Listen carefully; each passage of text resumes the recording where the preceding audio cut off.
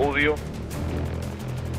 mi dolor por este ataque, esta emboscada que hubo contra 2 jóvenes tenientes, contra unos soldados de nuestra patria en San Antonio del Táchira.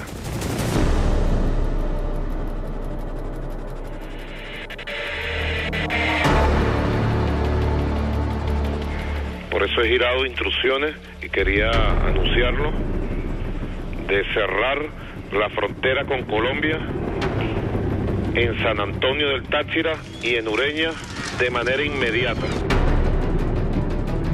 Venezuela entera, nuestras instituciones, nuestro pueblo tienen que unirse para combatir estos fenómenos de guerra económica, paramilitarismo, bachaqueo, ataque a la estabilidad y la paz de Venezuela. No puede ser.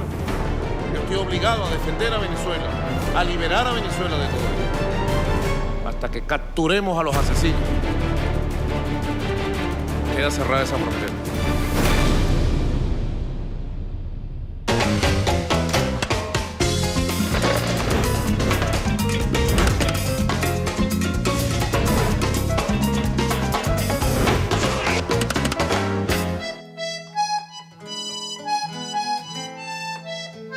Por una frontera de paz. Ese es el objetivo principal que queremos afianzar junto al presidente Nicolás Maduro. Se propone una nueva relación de respeto político, social y económico para avanzar, lograr acuerdos y restablecer caminos que enriquezcan a ambos países. En este contexto, Venezuela, pueblo noble, amplio y pluricultural, ofrece condiciones a los compatriotas colombianos y colombianas que viven por una u otra razón en el país. Y por tal motivo, ante esta coyuntura, plantea un censo de toda esta población migrante que logre organizar un movimiento por la paz. Juan Carlos Thanos. Hola. ¿Cómo estás? Muy bien, gracias. Bien. Encantado de saludarla. Y yo a ti. Aquí tenemos este parque tan hermoso, ¿no? Para conversar en medio aquí de la naturaleza también. Y con la mirada resplandeciente de la Caracas. Y con la mirada de Caracas allí, sí. Thanos, ¿tú naciste dónde? Yo nací en Sincelejo, Sucre. Sucre es un departamento costero de los 8 que conforman la costa atlántica colombiana, pero soy de una región del municipio de Ovejas. Ovejas está anclado dentro de las estribaciones de la subregión Montes de María. Es una zona de una enorme depresión geográfica que tiene sabanas y tiene mar. ¿Cómo te recibió Venezuela? Bueno, muy bien. ¿En el 2004? 2004, sí. Muy bien. Llegamos aquí justamente, llegamos a aprender, a conocer, con la posibilidad de retornar, ¿no? Porque todos los que hemos salido hemos pensado en regresar, retornar.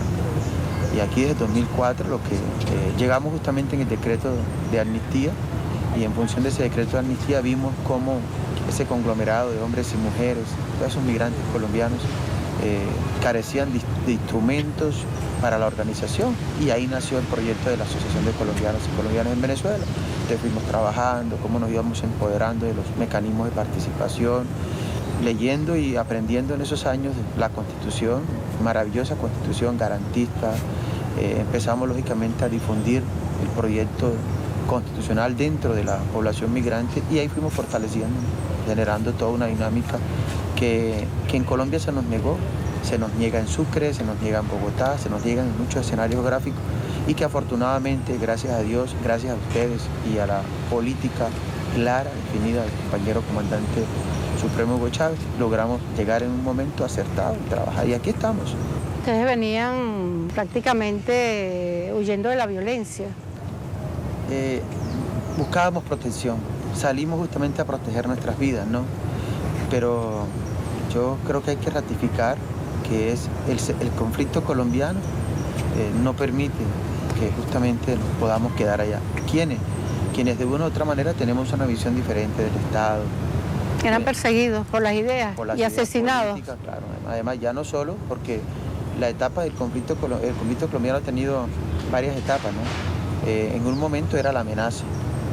Bueno, también lo vivieron ustedes aquí. En un momento era la amenaza, luego vino la persecución, luego ya, no con eso, desarrollaron el exterminio, ¿no? Empezaron a asesinar. Lógicamente, en eso ha existido una complacencia total del Estado, y además de gobierno y de Estado.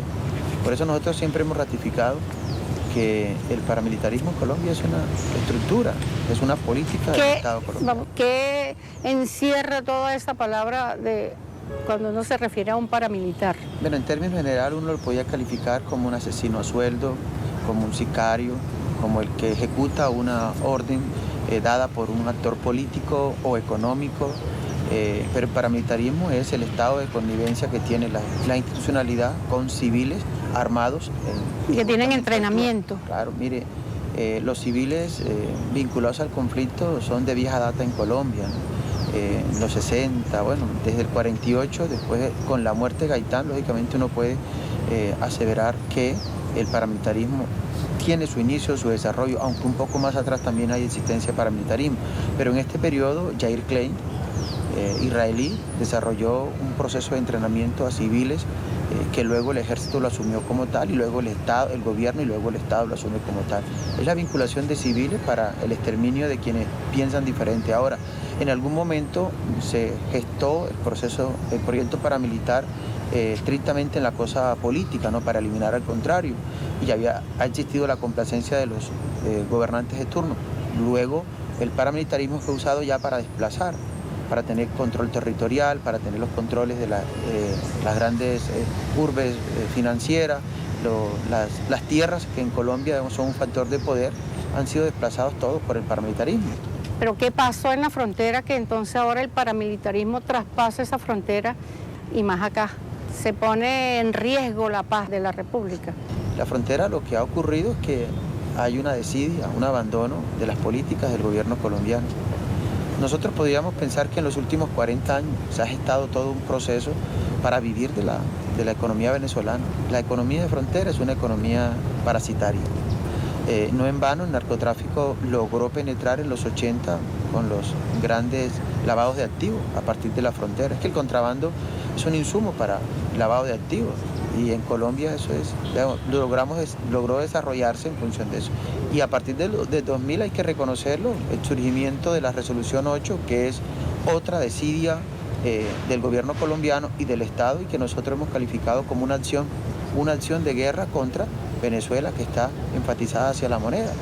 Esos últimos 40 años de abandono, de desidia, de ausencia de unas políticas públicas en términos económicos para la frontera, es lo que ha conducido a que la frontera se haya desbordado, que los gobiernos colombianos no hayan generado una dinámica para sostener esa deuda social que hay allí. Le tocó ser cargada a Venezuela. Y yo creo que el enemigo debe estar claro.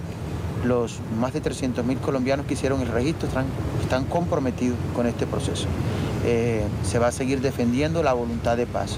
Esos 300.000 iniciales generan un alto grado de confianza frente al agradecimiento que tenemos, porque sin Venezuela no hubiera sido posible el tema del acercamiento de la guerrilla con el gobierno colombiano.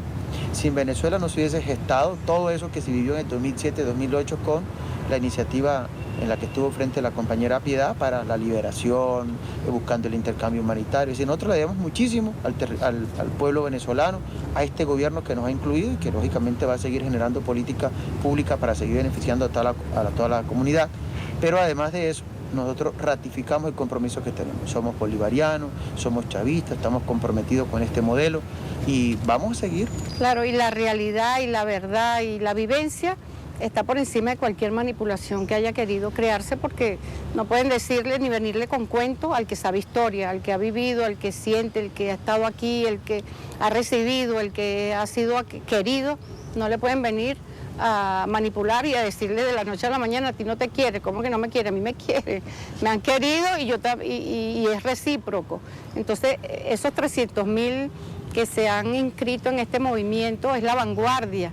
Son la familia del rey, ellos son familia del resto de los 5 millones que viven aquí y que deben movilizarse para mantener y seguir defendiendo esa paz. Juntos podemos lograr mantener la paz de Venezuela y construir esa nueva frontera de paz. Tano, muchas gracias por todo ese trabajo que estás haciendo aquí con todos esos hermanos colombianos que viven, tienen todo nuestro apoyo, nuestro cariño, nuestro amor de siempre, el mismo amor de Chávez, el mismo amor del presidente de Maduro, el mismo amor del pueblo. Muchas gracias.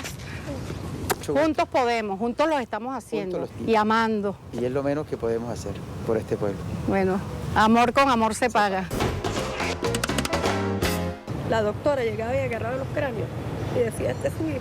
No, así no se resuelve.